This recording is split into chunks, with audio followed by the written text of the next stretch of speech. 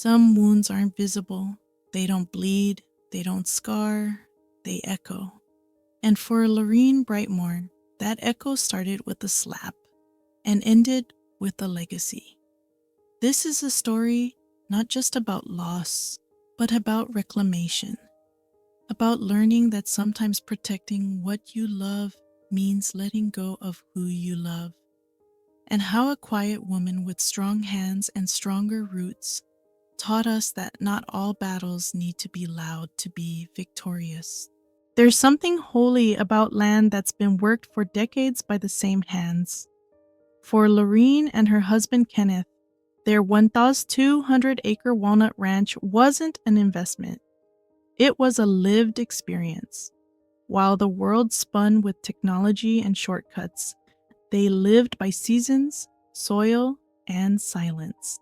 Their story began like many forgotten American dreams. 2 kids, 1 truck, and enough love to outlast drought. What started as a few rows of saplings became a thriving orchard built with sweat, mistakes, and unwavering hope. As a former farmhand myself, I can tell you this kind of land shapes your body and soul. Every blight, every frost is a memory etched into your muscles. And they poured that same hope into their only son, Jasper. Jasper was raised on this land. He knew the language of dirt before he knew how to spell. But as he grew, the world whispered other promises. College, cities, noise, ambition. He slowly detached from the rhythm of the ranch, calling it your thing as if it was foreign. And then he vanished. This isn't uncommon. I know a neighbor whose son moved to LA and never returned. Even when his father passed, something about modern life convinces people that rural means irrelevant, that tradition is a trap, that inheritance is entitlement. For Lorene, the silence became a routine. No calls, no cards, just birthdays marked by absence, and a room left untouched in hope. 5 years of silence ended with the roar of a familiar truck engine. Jasper returned, not to reconnect, but to claim, to demand. He walked in wearing city shoes, tossed papers on their old kitchen table, and spoke of profit and potential. He wanted to sell a piece of the ranch, half. When Lorene refused, he grew hostile, blamed, accused, and then he struck her, not metaphorically. A physical slap, quiet, sharp, sudden.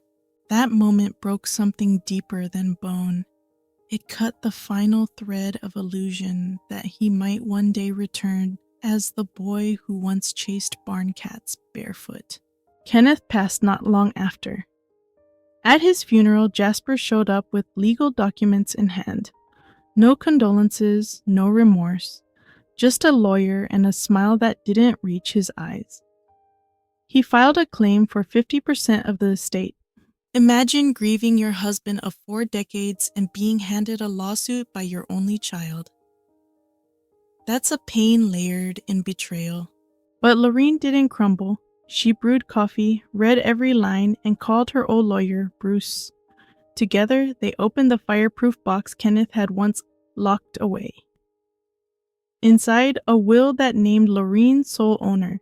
No mention of Jasper. It was legal. Solid.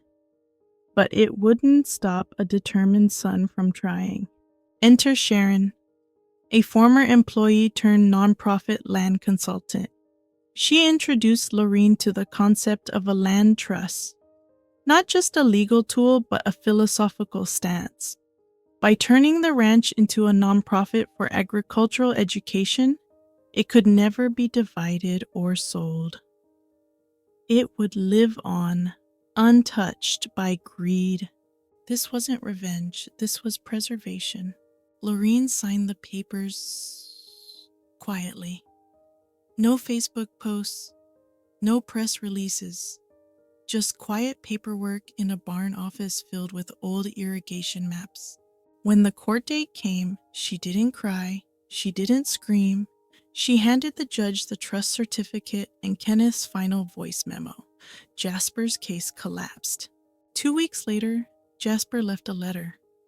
No apology, just resentment. He had taken out a loan assuming he'd win the case. Now, he had nothing. Lorene didn't argue. She didn't write back with anger. She simply replied with truth. The ranch was the only thing that hadn't been twisted by bitterness, and she intended to protect it. This reminds me of a story I once heard from a family in Iowa. Their daughter sued them for the rights to a generational dairy farm. The court sided with the parents, and she disappeared again. But the father said something that stuck with me. Better to lose a child to greed than lose a legacy to it. Winter came, so did Jasper. He knocked on the door near dusk and asked to help. No speech, no flowers, just a man who'd lost his footing, asking for a broom. Lorene gave him small tasks. Sharpened tools, sand chairs, nothing inside the house, nothing personal. And yet, he kept showing up. It wasn't forgiveness, not yet, but it was movement.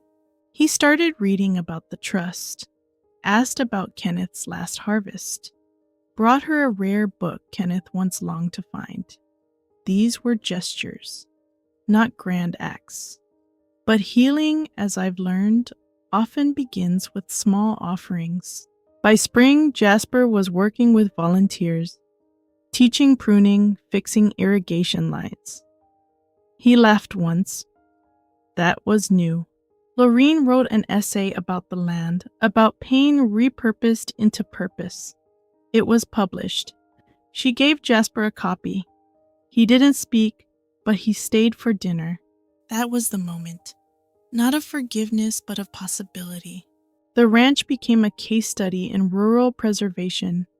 Film crews visited, students came.